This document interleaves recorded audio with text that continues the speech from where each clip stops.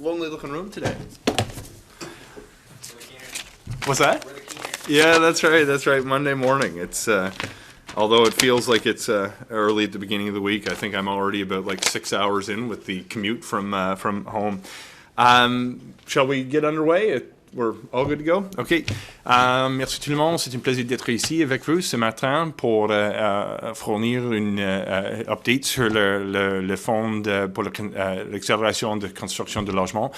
I wanted to provide a bit of an update on the Housing Accelerator Fund, both in terms of some of the measures that have been implemented to date and some of the success we're seeing, but importantly, to identify some of the emerging best practices that we are discerning from the most ambitious applications that have come in, and how those best practices may inform the selection process for successful recipients over the course of the process that we're using to make decisions under the fund.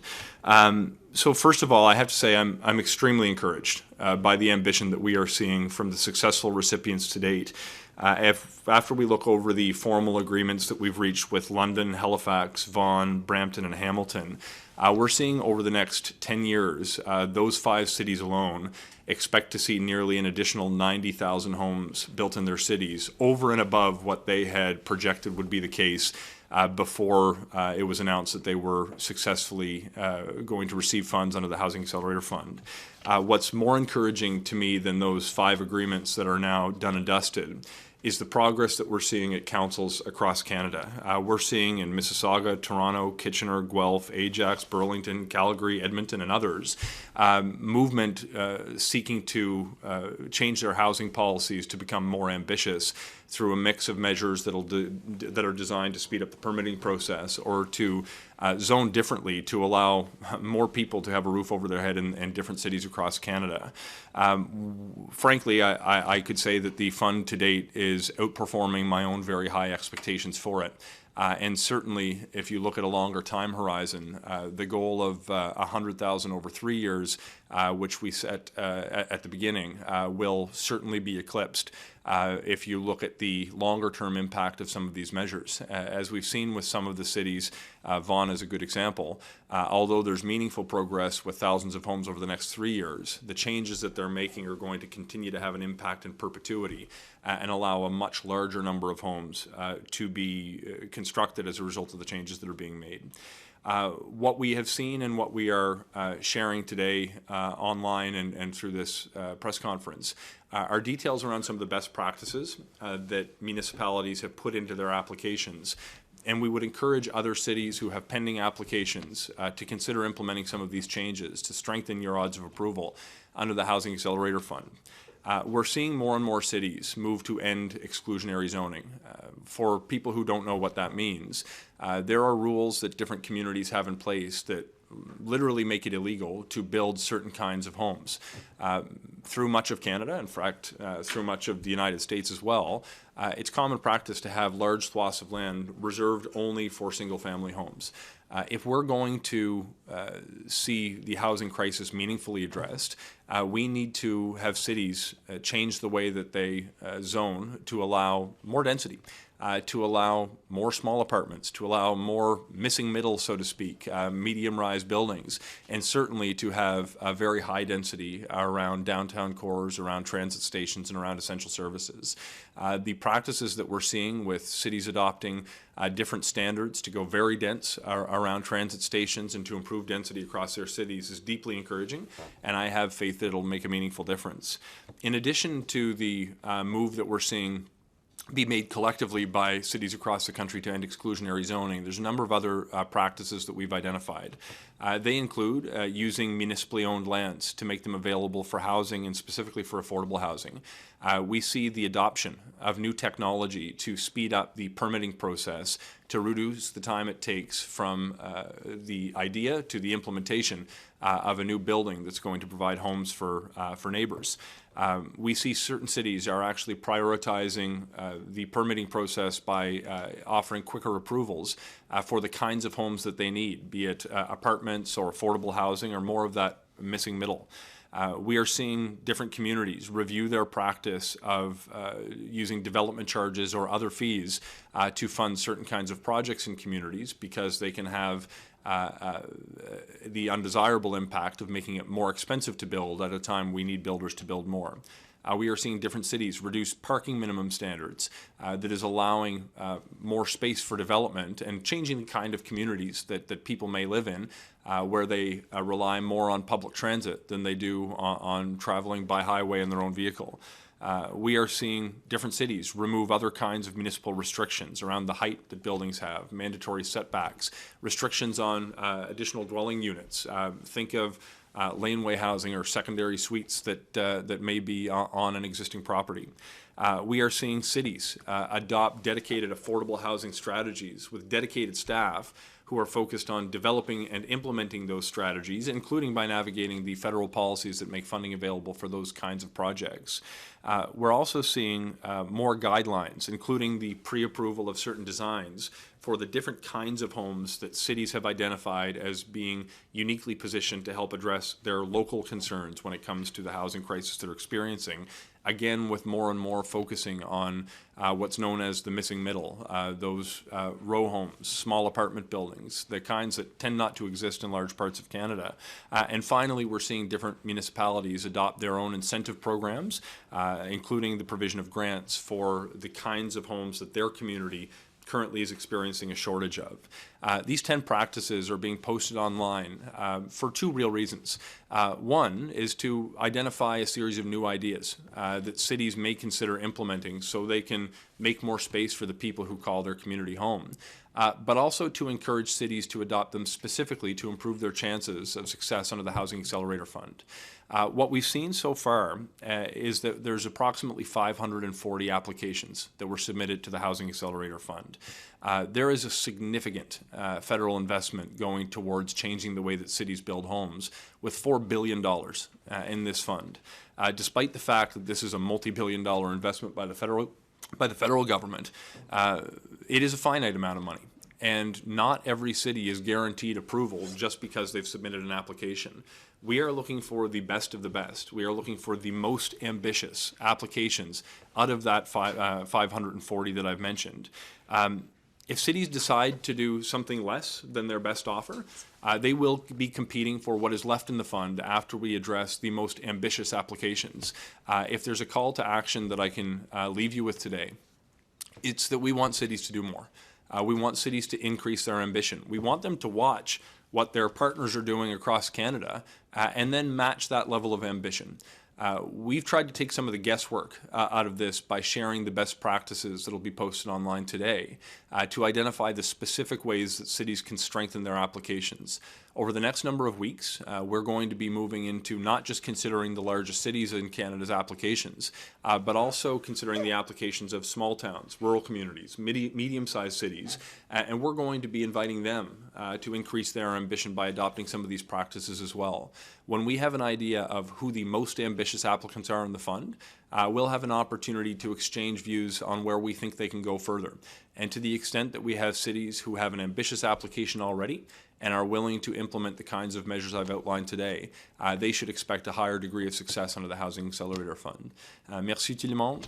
J'apprécie votre présence aujourd'hui pour cet update et je suis prêt pour votre question.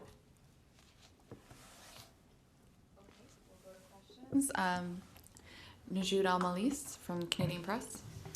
Hi, Minister. Last week, Minister Freeland applauded the BC government for going after short-term rentals and said that the federal government would be looking at that issue as well.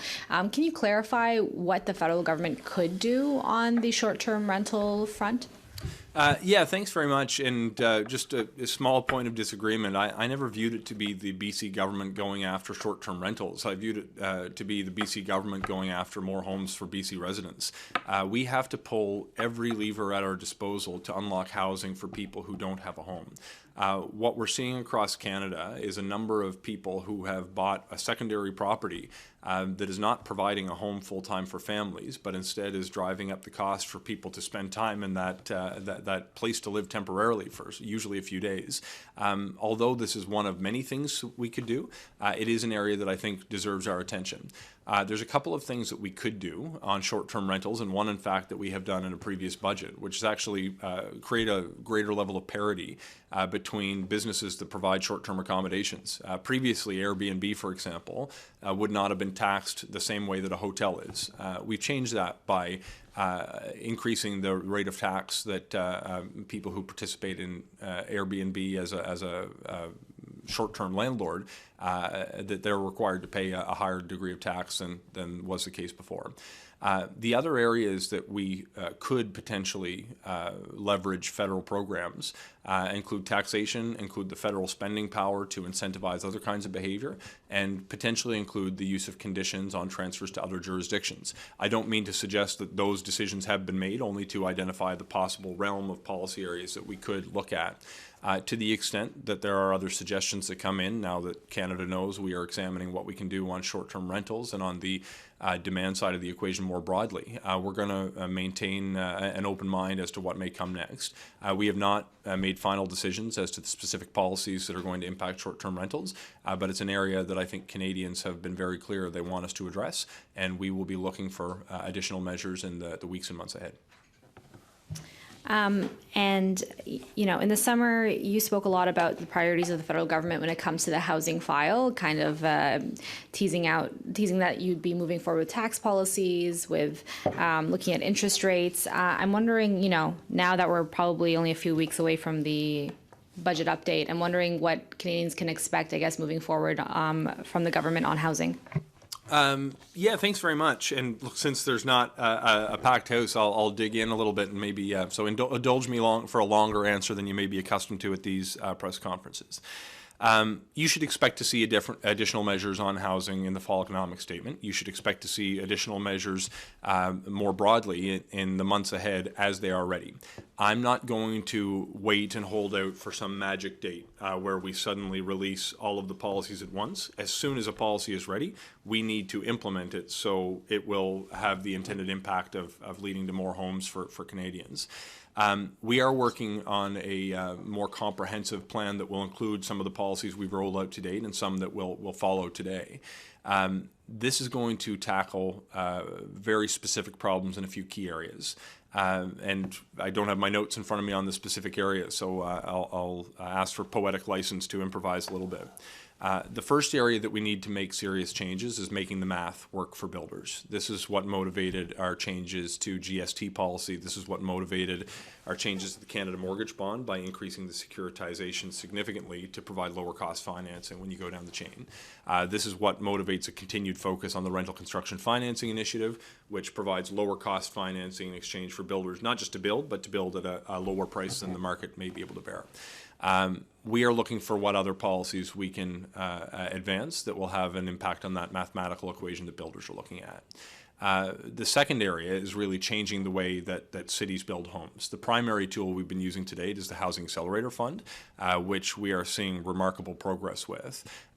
You should expect to see as well additional measures around infrastructure funding that will be more clearly tied to housing output for cities over the next number of months.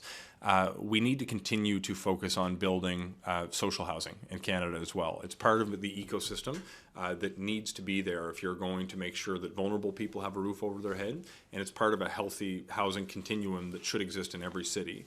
This is why you will see continued announcements rolling out under the National Housing Strategy for below market homes, non-market homes, for people who can't afford a place in the market.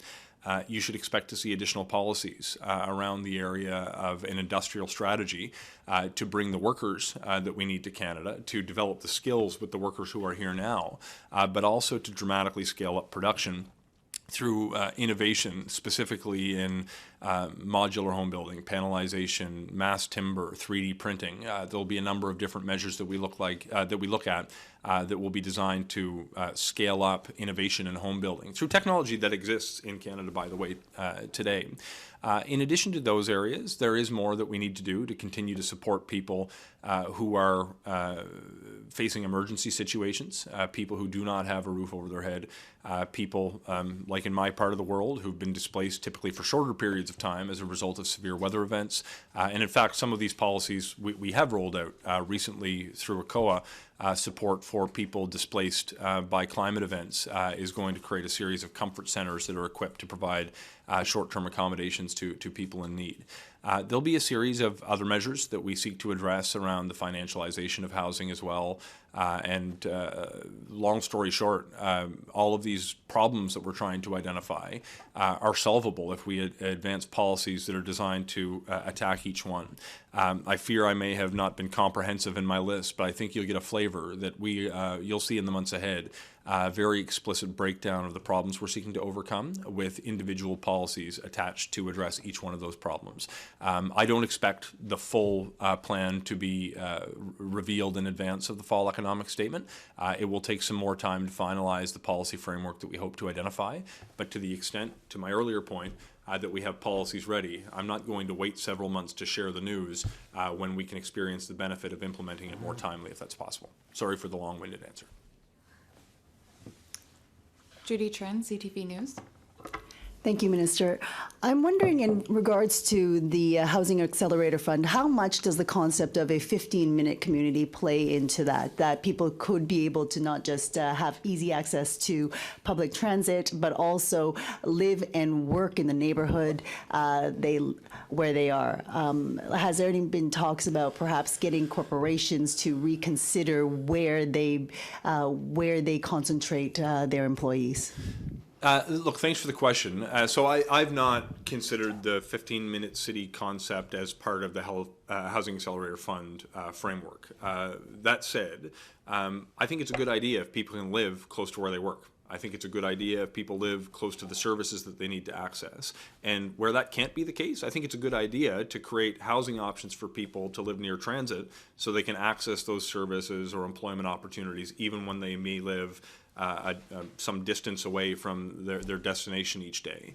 I've certainly heard of the 15-minute city concept, but in the policy formulation or implementation, that explicit concept has not informed the Housing Accelerator Fund decisions. To the extent that there are commonalities around people being able to access services, employment opportunities, or to have vibrant and livable communities, I suppose someone could draw that analogy, but there's never been explicit consideration of the 15-minute city concept within the Housing Accelerator Fund. And in regards to, it's good that the projections for the Housing Accelerator Fund seem to be above what has been estimated. But I'm wondering, in regards to the labor shortage, what is being done about that? Even though you might get, developers who want to build if the workers are not there. This is a really important question because if we have a perfect policy framework on what's going to incentivize building, we will not have the productive capacity in the Canadian workforce to build the homes we need to actually solve the housing crisis. It would not be possible. There's 3 areas that we need to target if we're actually going to build out the workforce that will allow us to construct enough homes for people to live in that will actually meet needs. The first is through training and skills development.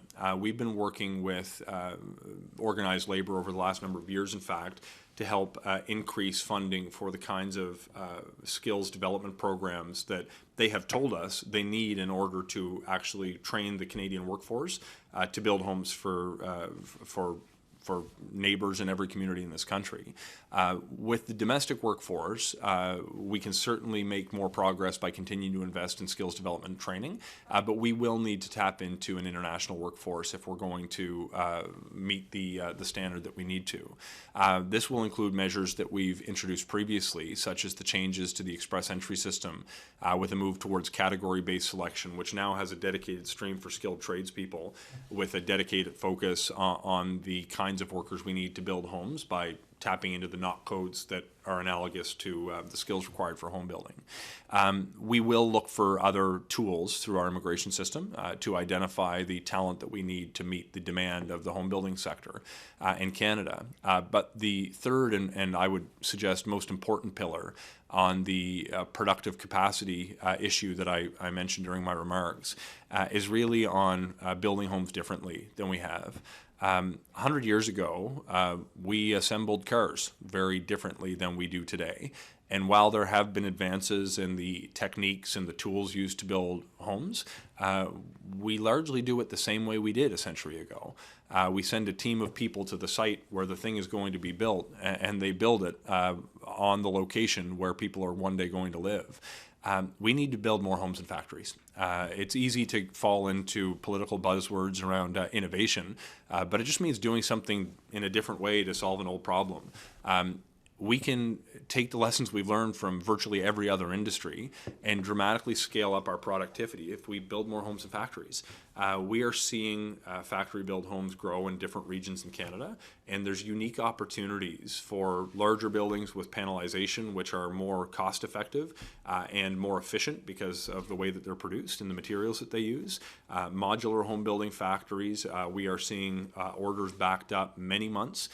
We are seeing extraordinary developments with 3D printing that creates promise for the future, though it may not be as mature as some of the other industries I mentioned. And there's an extraordinary advantages with mass timber, so long as you can sort out some issues around the supply chain to result in faster construction, cleaner construction, and more environmentally sustainable construction as well. By actually adopting these new approaches to building homes, we can dramatically scale up the productivity of Canadian industry, and that has to be a part of the solution, because without the productive capacity, the policy framework won't get you where you need to be. We simply will not have the people or the technology to build the homes that Canadians are demanding.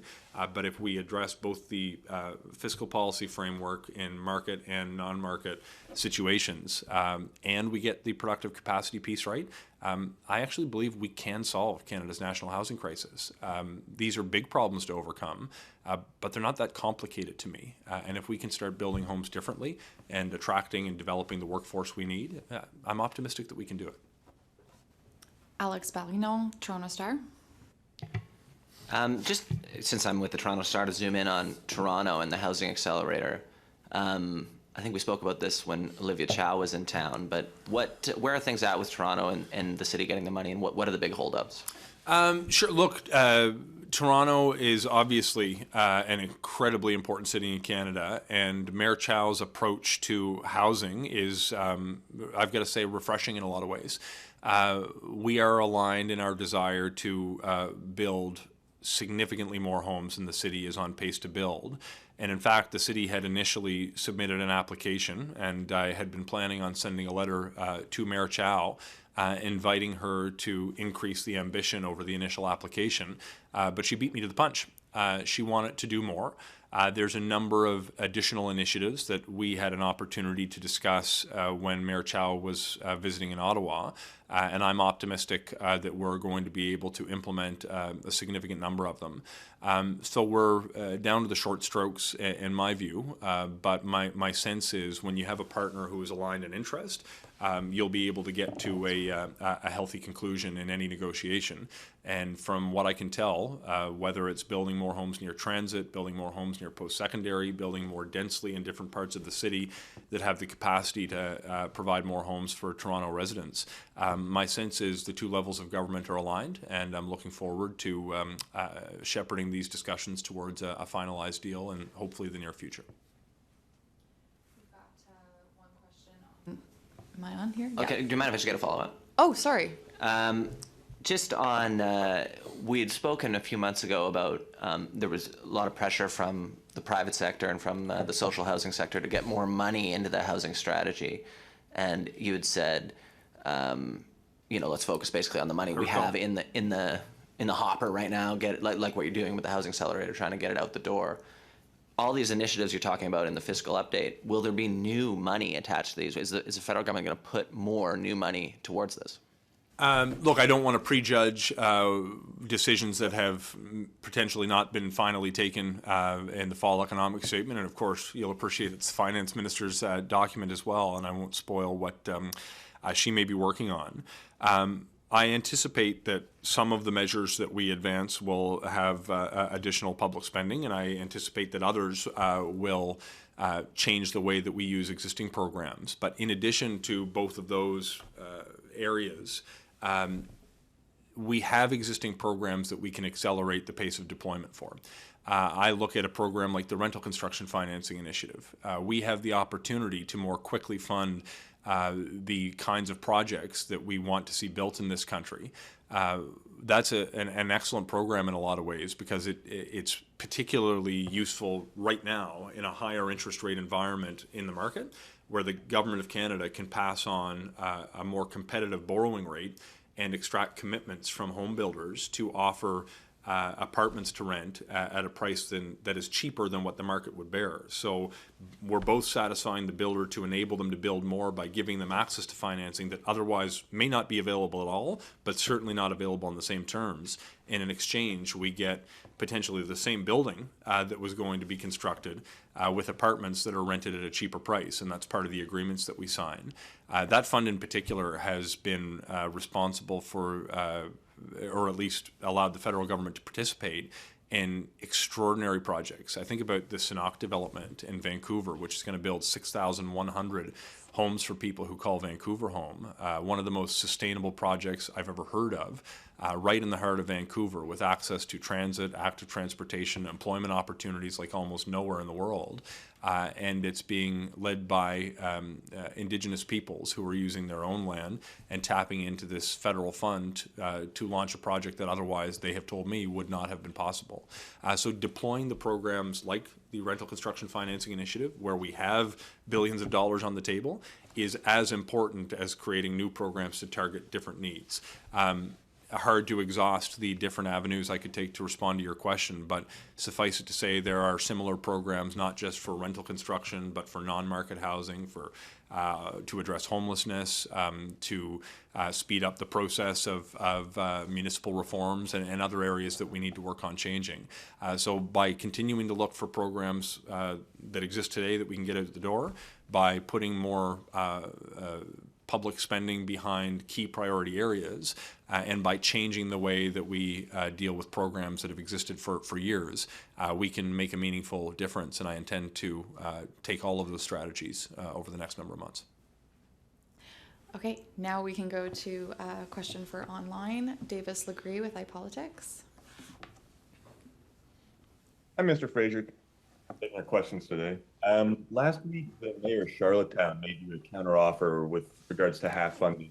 He said, we're not Brampton, we're not Vaughan, and some of the criteria or conditions, especially the 4-unit condition is, I think the word he used was inappropriate because of their kind of heritage downtown. I'm just wondering if you could provide an update with regards to where the conversation with Charlottetown currently stands, and whether you would consider exempting a city from certain conditions on the basis of heritage or historic reasons. So first, I think Charlottetown provides a very helpful example to illustrate how we're using the Housing Accelerator Fund, and I think these conversations, by the way, are very healthy. So Charlottetown turned in a good application to the Housing Accelerator Fund. There were certain areas where we wanted to encourage them to go further, as we have done with the other successful recipients, or most of the successful recipients under the fund. Halifax provides a good analogy as well, now that we've completed that deal, where we initially pushed the city to do more to dedicate a team towards affordable housing, to go 4 units as of right, to put more density near post-secondary institutions, and to go to 4 stories as of right across the city. Halifax came back and said, on 3 of the 4 conditions, we agree completely and we will implement them right away. They didn't say no to the ask around going to 4 stories as of right, but they explained where there are certain neighborhoods where it was impractical for a series of different reasons. But they said, instead of going to 4 stories everywhere in the city, let us take on additional measures that will increase the kind of density that you're looking for in the city. Specifically, they were addressing things like lot setbacks, the floor ratios. One of the challenges with Halifax, for those of you who don't know the city, it's got smaller lot sizes. So to get 4 units, we were trying to get them to go higher. But they found another way to accomplish the same thing. We don't want to be dogmatic. We want to be good partners. We're in the middle of a similar conversation with Charlottetown. We're not treating the areas as deal breakers when we put our recommendations to a city. But if they expect to access the fund, they should be willing to demonstrate, if they're not going to meet our specific requests, how they're going to achieve the same goals and potentially go even further, as Halifax did. I don't want to prejudge the final position on Charlottetown, as these conversations are playing out in real time. But if there's a message for communities that are partway through the process today, if you see your neighbor stepping up their ambition and getting a successful agreement with the federal government, know that that's who you're competing against. To the extent that we can exhaust the Housing Accelerator Fund by funding the most ambitious plans in Canada, then that would be a good outcome. And I think it's fair that municipalities know that that's my perspective. So it's certainly possible, if there's a specific reason why a specific neighborhood technically can't implement some of the reforms that we're dealing with, but we won't accept that it may be politically challenging for a council to implement them as a valid reason to deny homes to people. If there are technical reasons why someone cannot build in the manner that we've suggested is appropriate, we will listen to those suggestions. I don't want to see the historic buildings in Charlottetown knocked over for small apartments, of course. But this is part of the back and forth that we need to have with different cities. And so far, without exception, the cities that we have funded have either met our recommendations or demonstrated that they can exceed the output of our recommendations through measures that are designed locally. So we'll remain open. The conversation has been positive, been healthy. I think there's valid elements that I support to Charlottetown's application, but I think it's indicative of a larger narrative that's playing out, where we're going to start with the most ambitious players, and to the extent that there is money left in the kitty at the end, we'll look at those next rung of cities who have good applications, but maybe not quite the level of ambition that we've seen in other cities. Great, thanks. It's clear that ambition is obviously the key to any city's application, but you have, there's a statement from your office that said you would also be open to considering locally made solutions. And I'm just wondering how you reconcile ambition with locally made solutions. Obviously, if you're not encouraging cities to be ambitious, it might send the wrong message to other municipalities. And I'm just wondering, how high is that bar to warrant an exemption or to warrant kind of specificities made around a certain locality's needs? It's hard to say with uniformity because no two communities are the same. If you look at the agreement that we've signed with Brampton when the Prime Minister joined me on Friday with Mayor Brown, there are some limited exemptions to protect agricultural lands and employment areas where they're not zoned for residential areas, so it may not have made sense to insist on those kinds of properties. But Brampton said, if we can't do the 4-unit as of right, for example, everywhere in the city because we want to protect agricultural lands or employment areas that are not designed for residences, let us do more by having not only 4 units, but 4 stories as of right around every transit station. And when you overlay that on a map of Brampton, the whole city is virtually covered with a much higher level of density than even a 4 units as of right standard would have used. That same model with walking distance to transit stations would not apply in my hometown of New Glasgow, Nova Scotia, which is just getting back its first form of public transit in about 3 decades. And you have to realize that when you're dealing with locally made solutions, they require an understanding of the local context. So to the extent that councils or mayors have very valid reasons to engage in a conversation about some of the specific recommendations we make, we're willing to take their feedback. But if they tell us that it's something they would not like to do without A, explaining why, and B, explaining how they will achieve the same goals we have, then they should not expect a quick approval of their application. They should expect to wait until we exhaust more ambitious applicants. With respect to Charlottetown, my sense is they've submitted a strong application. We want to continue this dialogue, but I think it's been fairly healthy, and to the extent that they can identify how to overcome some of the or rather meet some of the density goals and home construction goals that we have. It's important that we continue to push to see how far they're willing to go. But where they have valid reasons to do things in a different way, we can remain open to that. But applicants should simply know that they are competing against neighbors who are looking at what some applicants are doing and deciding to outperform them, and hopes they may be funded through this opportunity first. And that is a risk that cities run if they choose not to embrace the most ambitious plan that they could otherwise. Thank you very much. We have one more from Judy Trim at CTV. Sure. Minister, can you follow up on the immigration and foreign workers?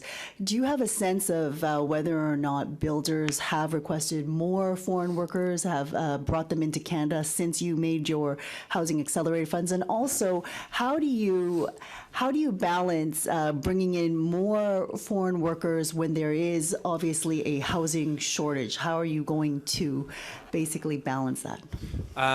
First, and I come from the unique position of having recently served in the immigration portfolio, and I'll borrow some of my information from my time there. Builders have been saying since the economy has reopened on the heels of the COVID-19 pandemic that they need more people to build the homes that they are currently planning to build. I have had some labor unions tell me just in and around Toronto they could probably use 20 to 30,000 workers just to work on existing projects. That, in fact, was part of the motivation for the pilot program that we ran to provide a pathway to permanent residency for some of the people who are already here working in construction, but were working in the shadows, under the table, without some of the protections that people with a proper legal status would have. That was the motivation to provide a pathway to permanent residency through the changes to the express entry system, both of which, by the way, are dealing with people who are already in Canada who don't need incremental housing because they are living somewhere today. They simply were doing so with either no status or a temporary status, depending on which program you're talking about. I have continued to hear calls from home builders across Canada for more workers, whether that's through training opportunities for people who are in Canada now, whether that's enhanced access to immigration programs. The training requests have come in different forms, and you have to understand that building small residential units requires different skill sets than building large towers. So the requests vary significantly on the basis of what kind of a home builder you're talking to. If I deal with smaller modular builders, what we're hearing is training to equip people who currently don't have experience in construction, but could be taught on the job, that they would very much appreciate the opportunity to have support to train the people that they already know exist. In fact, there's a group based in Atlantic Canada who's recruited Ukrainians who were in Ontario to come and work in home building, and they're actually providing housing to them with some of the demo housing that the workers are helping put up on a display property. It's a very unique enterprise. It's the Shaw Group of companies, by the way, and it's worth digging into if you ever want to talk to them. Fabulous people. And in fact, just out of personal interest, the demo property is a 2-minute drive from the home where I grew up in rural Nova Scotia. The immigration opportunities to bring temporary workers in. Obviously, our temporary foreign workers program is already driven by demand. The incremental difference that I think you would see is not likely to exacerbate housing challenges in a meaningful way. We may be bringing the same people in, but more quickly, so the builders have an opportunity to meet the deadlines on projects that they're already working on. But the alternative is to not get the homes built for everyone if we don't have workers who are going to be coming and building them. Keep in mind, a huge contingent of the workforce is already here, but to allow companies to finish projects more quickly, it may require, in some instances, tapping into immigration programs. But all of this will be for naught if we don't also scale up the way we build homes. And I won't repeat my answer from before, but to the extent we're looking to share information about how we're going to get industry building more homes, we can't limit it just to the bodies on the job site, but to instead need to focus on the factories that future homes will be built in as well. Another one from Michelle Melise with Canadian Press. Minister, have there been conversations with provinces on coordination over housing? Because, the Housing Accelerator Fund focuses a lot on cities. Cities do a lot, but provinces hold a lot of levers there. What's the federal government doing to try to influence provinces? Sure, and I don't want to communicate that we're trying to influence provinces. We're trying to partner with them. Everybody's got a job to do, and we all have to do our part. And I found for the most part, everybody wants the same thing at this particular moment in time. We all want to build more homes faster. I am in constant contact with provincial counterparts. I spoke with Minister Calandra in Ontario an hour ago. I routinely exchange texts or emails with my counterparts. We have a very positive relationship with my counterpart in Quebec. You'll see after the GST announcement was made, literally at the press conference in London, Ontario, which some of you were present for, I had the opportunity to share that in the minutes after our decision was made, we had already heard that British Columbia, Ontario, Newfoundland and Labrador were going to follow suit. Since then, Nova Scotia, PEI have done the same. And we constantly work with provinces to identify where we can coordinate our programs. I think there's more work to do, particularly when we're dealing with non-market housing, when different governments have their own pots of funds that could lead to different projects being selected. We may not be getting the most out of any given pocket of fund, and that's why we previously have had bilateral agreements with provinces where we can jointly fund similar projects. There's going to be more opportunities where we can better coordinate the work that the federal government's doing, not only with provinces, but with cities, with nonprofit sector, and with private builders as well. Think about the opportunities by pursuing establishing a common practice of implementing 4 units as of right in different cities across the country. Now think about the difference that's going to make, not just to improve density, but if we work on pre-approved designs with different jurisdictions that are designed to build a fourplex. And think about what that will do when we have coordinate a process not only with CMHC, but with municipal councils, where a particular kind of building can be built more quickly. And think about what that's going to do to incentivize industry to tool up their factories to build the kind of thing that will be constructed more quickly. You cannot have a conversation about housing policy in Canada without coordinating between the different levels of government and the people who are going to get the homes built. This is something that takes a lot of my time and energy through the day, but I dedicate my time and energy to coordinating these policies because I believe the output of each individual policy will be degrees of magnitude greater as a result of bringing other partners on board. So it's a roundabout way of answering your question, but to sum it all up, we constantly work with provinces and territories as well as other players in the sector to see how we can best align our policies. Alex Ballignol, Toronto Star. Might as well keep it going. Yeah, I'm not gonna. You guys, it's all, you can go to somebody else. And so I'll preface this by saying I don't exactly know what I'm talking about, but I wish I could do the same thing. Well, if you feel the need to. Homelessness. My recollection was that the National Housing Strategy in 2017 had a target. I believe it was in 10 years, homelessness would be reduced by half. Was it by half? Where are we with that? I don't hear much talk about that. My understanding is that that's not really on track. I could be wrong, but what's the deal with that? Sure. So homelessness policy is obviously complicated, and the exact way that you track data will depend on how you're talking about it. So our goal was specific to chronic homelessness, people who are living with no solution in sight. And don't have a place to live. And what we're seeing is we've made meaningful progress, and but at the same time, as we may, and I still think our goal is achievable, but what we're seeing in the short term is that people who are experiencing acute homelessness has increased. You don't have to hear it from the minister to understand that. Walk through any city in Canada. There's too many people in this country living in an encampment. It's not right, and it demands our attention. For our part, we have started with the Reaching Home Fund and actually doubled the funding allocated to that program, which is going to enable us to directly fund some of the work that's happening on the ground level. And I'm really worried about this winter. It's starting to get cold and people are vulnerable. And it may technically be the responsibility of local or provincial governments to deal with these sort of things, but we've stepped up with a significant financial commitment to help cities out who are managing these extraordinarily challenging problems. For my own part, although I think it's important to set goals that are realistic and achievable, my own approach towards homelessness in this portfolio is that I have to figure out how to get us on a path to end it.